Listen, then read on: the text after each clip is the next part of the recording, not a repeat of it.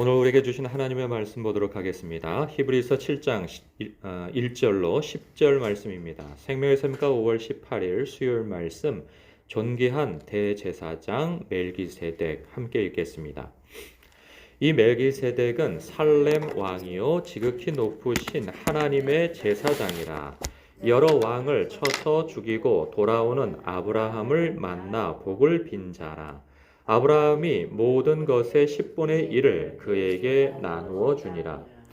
그 이름을 해석하면 먼저는 의의 왕이요 그 다음은 살렘 왕이니 곧 평강의 왕이요 아버지도 없고 어머니도 없고 족보도 없고 시작한 날도 없고 생명의 끝도 없어 하나님의 아들과 닮아서 항상 제사장으로 있느니라.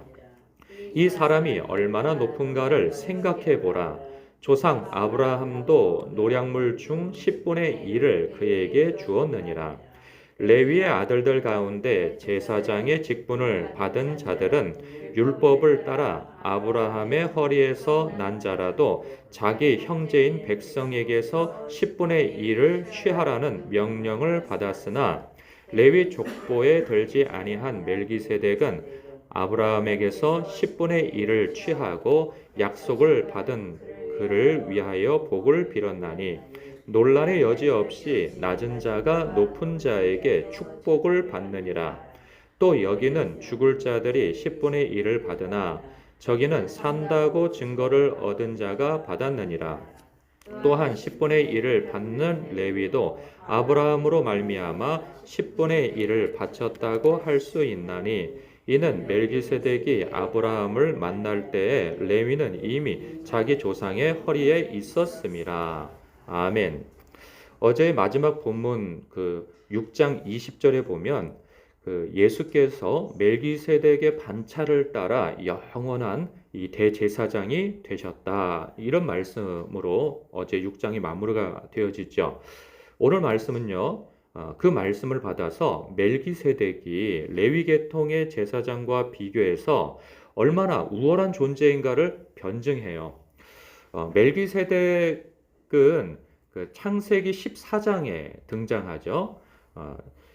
아브라함이 자기 조카 롯이 소돔 땅에 머무르고 있었는데 북방의 연합군들이 쳐들어와서 소돔과 고모라를 침략하여서 사람들을 포로로 잡아갔을 때 아브라함이 그 소식을 듣고 밤에 자기의 가솔들을 데리고 가서 무찌르고 그 전리품과 자기 식솔들과 포로로 끌려갔던 사람들을 다 데리고 오죠.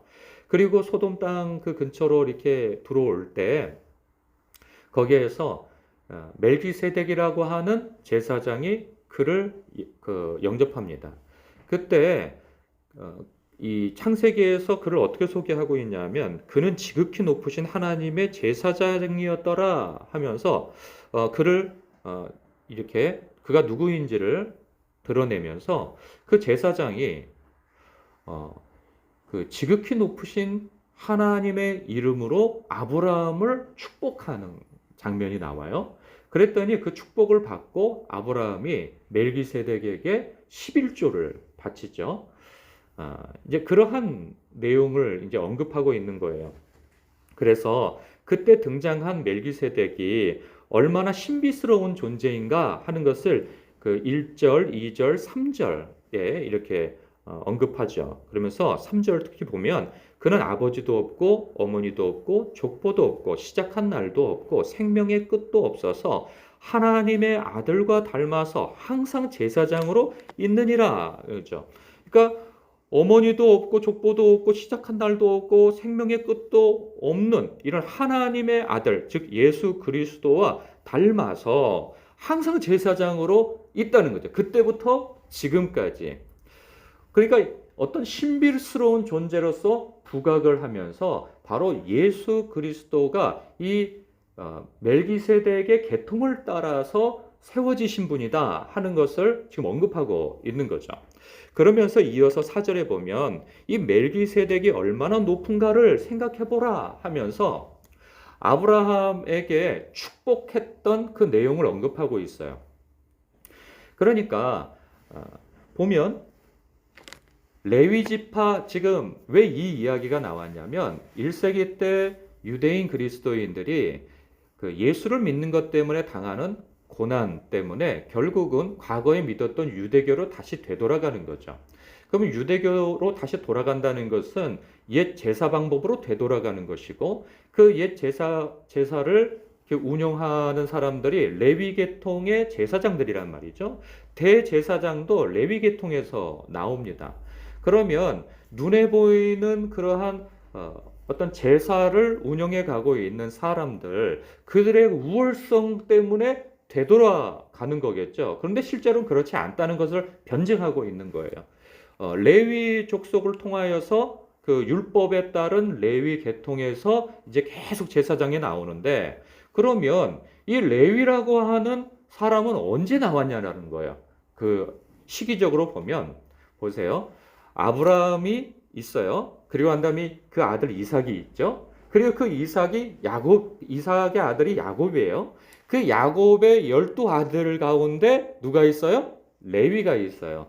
그리고 난 다음에도 한 400여 년이나 더 지나가지고 모세가 출현해서 그 모세를 통해서 출애굽을 한 이후에 그 시내산에서 율법을 받잖아요. 그러니까 아브라함 이후로 한 그러니까 600년 가까운 시간 동안에 이후의 일이에요. 그러면 아브라함 때 멜기세덱이 등장하잖아요. 율법에도 없는 멜기세덱. 그러니까 이 율법을 넘어서고 율법 위에 있는 존재로서 멜기세덱을 지금 언급하고 있는 거예요. 그러니까 누가 더 우월하고 누가 더 신비스러운 존재이며 누가 하나님께서 진정으로 인정하는 대제사장이냐? 멜기세덱이라는 거죠. 시기적으로나 그리고 신비스러움으로나 하나님의 인정함을 볼 때에도 멜기세덱이 더 신비스럽고 더 뛰어나며 하나님께서 인정한 대제사장, 참된 대제사장이라는 거죠. 그런데 그 멜기세덱이 그러니까 예수 그리스도가 누구의 반차를 따랐다고요? 바로 이 멜기세덱의 반차를 따라서 오신 분이 바로 예수 그리스도라는 거예요. 그러니까 예수 그리스도로 말미암아 길이요 진리요 생명 되시는 이 예수 그리스도로 말미암아 하나님께 갈 수 있는 길이 열렸는데 다시 옛 제사로 되돌아가겠느냐? 다시 그 눈에 보이는 율법에 따른 대제사장 그들의 제사 방법으로 돌아가서 그때의 제사 방법으로 돌아가서 그들의 중재를 받겠느냐? 하나님께 나아가는 그럴 수 없다는 거죠. 이제는 새로운 율법의 완성되시는 예수 그리스도께서 오셔서 이제 그러한 과거의 율법은 그런 제사 방법은 폐하여졌고 예수님께서 멜기세덱의 반차를 따라서 이제 대제사장이 되어 하나님의 우편에서 하나님께로 갈 수 있는 유일한 길이 되셨다는 거죠. 그래서 우리가 예수 그리스도의 이름으로 하나님께 직접 나갈 수 있는 그런 놀라운 은총을 얻게 되어졌잖아요. 그런데 과거로 다시 되돌아가느냐? 있을 수 없다는 거죠. 그러면 오늘날 우리 편에서 볼 때에는 이렇게도 볼 수 있을 것 같아요. 가령 이런 거죠. 천주교인이 기도할 때 보면 이 고해성사를 해요. 이제 회개할 때 보면 그러면 신부를 매개로 하여서 하나님께 나아간다는 거 아니겠어요? 그래서 신부 앞에서 자기의 죄를 다 고백하는 거죠. 그런가 하면 이제 또 그런 경우도 있죠. 예수님의 이름으로 하나님 앞에 직접 나아가기보다는 그 사이에 또 누가 있냐면 성모 마리아가 있어요. 그 왜 성모 마리아에게 나아가고 그리고 그 사제에게 나아갈까요? 이런 정서가 있어요. 어떤 신부님이 이렇게 얘기를 하더라고요. 그 예를 아버지 이거 있잖아요. 자식들이 있을 때 어렸을 때 아버지가 가부장적 그런 문화가 있잖아요. 그러니까 뭐 학용품을 사기 위해서 혹은 용돈을 달라고 할 때 아버지에게 가겠느냐, 어머니에게 가겠느냐라는 거죠. 그럼 아버지는 왠지 무서워서 거절당할 것 같고 그 사이에 엄마한테 얘기하면 편하니까 그 엄마가 잘 중재해서 아버지한테 얘기해서 용돈을 받든지 아니면 어머니 주머니에서 나오든지 할 이유로 늘 어머니한테 먼저 간다는 것처럼 예수님도 남자고 하나님도 남자이기 때문에 그 무엇인가 좀 두려운 어떤 대상으로 여기기 때문에 직접 가기는 뭐하고 상대적으로 좀 부드러운 성모 마리아에게, 그리고 상대적으로 부드러운 직접 하나님께 나아갈 수 없는 그 부담감을 사제에게 나아가서 자기의 죄를 고하거나 아니면 하나님 아버지께 잘 말씀드려 주십시오 성모 마리아님, 뭐 이렇게 해가지고 중재를 얻어서 하나님께 나아간다는 거죠. 이럴 필요가 있겠느냐라는 거죠. 그러니까 유대교 이후의 참 신앙의 계통인 그리스도를 통한 이제 하나님께 나아가는 길이 열렸는가 하면, 또 기독교 역사 가운데에서 천주교가 있었단 말이죠. 로마 캐토릭. 그 이후에 그 어떤 그 개혁을 통하여서 기독교가 나왔는데, 아니 큰 집 작은 집 운운하며 천주교로 다시 되돌아갈 이유가 있겠느냐? 그런 말씀과 같은 거예요. 그런데 또 우리 상황에서 따져보면 또 천주교 계통에 있었던 사람도 없고 그걸로 다시 되돌아갈 사람도 없죠. 그러니까 우리하고는 또 상관이 없어요. 그러면 우리에게 적용되어질 그런 말씀은 무엇이겠는가 보면, 우리도 성모 마리아에게 가서 우리의 중보자가 되달라고 요구하지도 않아요. 그리고 사제를 가가지고 우리의 죄를 고하지도 않죠. 근데 문제는 뭐냐면, 마치 목사님을 예수님의 대리자처럼 여겨서 자신의 어떤 기도할 것을 목회자에게 맡기거나, 목회자가 예수님의 어떤 대리자나 하나님의 대리자처럼 여겨서 과도하게 목회자를 의존한 나머지 하나님 앞에 직접 나아가 예수 그리스도의 이름을 통하여서 하나님께 직접 나갈 수 있는 기회를 갖지 않고 늘 의존적인 것에 머무르거나, 아니면 다시 되돌아가서 영적인 어린아이가 되어져 가지고 부정적인 의미에서 자신이 직접 하나님 앞에 나아가지 않고 늘 기도해 주세요, 저를 위해서 기도해 주세요. 그럴 수 있죠. 중보의 기도가 너무나도 중요하니 그럴 수 있어요. 그러나 자신은 예수 그리스도의 그 중재자로서의 그런 영광, 즉 길이 되신 하나님 아버지께로 나아갈 수 있는 그 길이 직접 예수 그리스도의 이름으로 우리는 갈 수 있는데, 그 특권을 사용하지 않고 늘 어떤 사람을 의존하여서 자신이 나아가지 않는 것을 어떤 사람을 대신하여서 하나님 앞에 나아갈 수 있다고 생각하는 그러한 것을 버려야 된다는 거죠.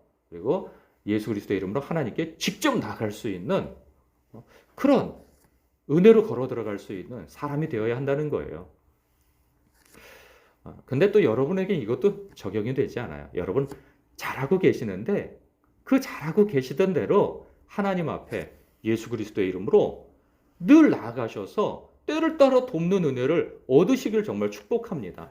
우리에게 얻은 이 은혜가 얼마나 큰지를 지금 히브리서에서는 계속 강조하고 있어요. 그러니 여러분들이 예수 그리스도의 이름으로 하나님 앞에 담대히 나아가서 그 사이에 누구도 끼워 넣지 않고 하나님 앞에 나아가서 여러분의 답답한 심정을 토로할 수 있는 이 특권이 주어진 것을 결코 놓쳐서는 안 된다는 거죠. 네? 그래서 하나님 앞에 정말 구하고 하나님과 늘 친밀한 관계 속에서 그 사이에 어떤 존재도 끼워 넣지 않는, 그래서 그 찬송이 있죠. 세상과 나는 간고도 없고 구속하신 구주만 보이도다, 아버지만 보이도다 하는 그런 깊은 기도의 세계를 경험하시고 하나님과 친밀한 관계를 누리시길 주님의 이름으로 축복합니다. 기도하겠습니다.